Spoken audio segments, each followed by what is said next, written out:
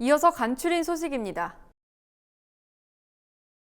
농림축산식품부와 행정안전부는 최근 정부 세종 컨벤션센터에서 제1회 혁신 이어달리기 행사를 개최했습니다.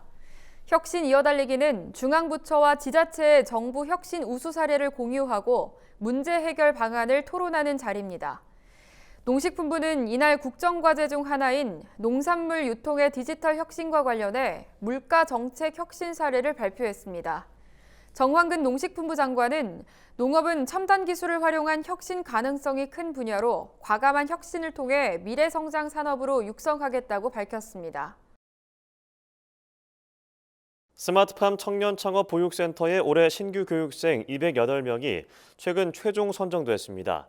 스마트팜 청년창업보육센터는 농업에 관심이 있는 청년이 스마트팜을 활용해 창업이나 취업할 수 있도록 실습 중심의 교육을 제공하는 곳입니다.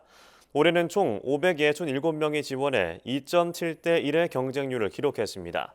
신규 교육생들은 8월 말부터 20개월간 4개 보육센터에서 교육받게 됩니다. 농림축산식품부는 교육비를 전액 지원하고 교육기간 중 실습비도 월 최대 70만 원씩 지급할 방침입니다. 교육을 수료하면 스마트팜 종합자금 신청 자격, 농림수산업자 신용보증기금 우대 보증 등의 혜택을 받을 수 있습니다.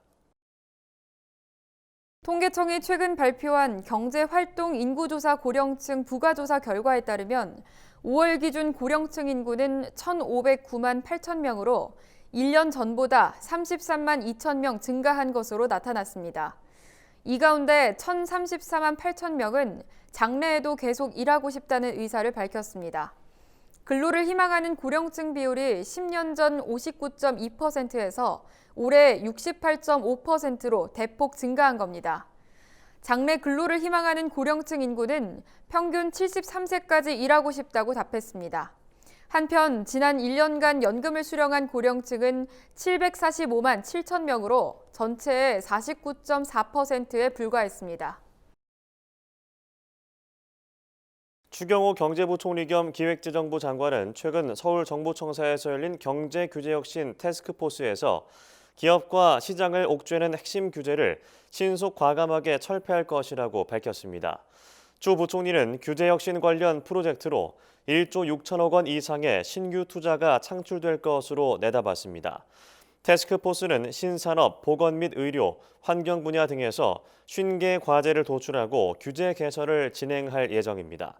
한편 정부는 50개 규제혁신 과제 외에도 환경, 데이터 분야 등 규제 개선 과제를 검토해 8월 초 별도로 추가 발표할 계획입니다.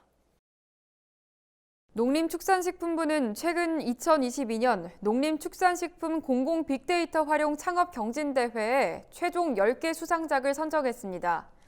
이번 경진대회는 제품 및 서비스 개발, 아이디어 기획 2개 부분으로 나눠 진행됐습니다. 제품 및 서비스 개발 부문의 대상은 영세농가의 드론 방제 서비스 통합 솔루션을 개발한 더 대시팀이, 아이디어 기획 부문의 대상은 고향사랑 기부제 관련 답례품 매칭 서비스를 제시한 파스칼랩 팀이 수상했습니다. 경진대회 수상팀에게는 맞춤형 공공 빅데이터 제공, 창업공간 지원 등 사업화에 필요한 후속 지원이 이뤄질 계획입니다. 식품의약품안전처는 지난 6월 식욕, 달걀 등 축산물을 제조, 판매, 유통하는 업체 총 5,216곳을 점검해 축산물 위생관리법 등을 위반한 87곳을 적발했다고 최근 밝혔습니다. 주요 위반 내용은 작업장 위생관리 미흡 등 영업자 준수사항 위반, 건강진단 미실시 등입니다.